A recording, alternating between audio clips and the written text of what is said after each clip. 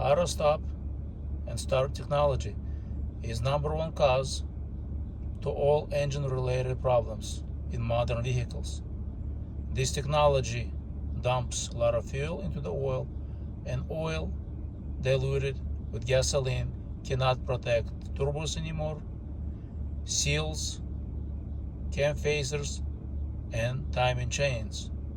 And all of those components will fail because oil diluted with gasoline, it does not lubricate properly, or it does not provide proper conditioning to the engine seals, and they will start failing and leaking oil and causing extreme fuel consumption and damage to the cylinder walls.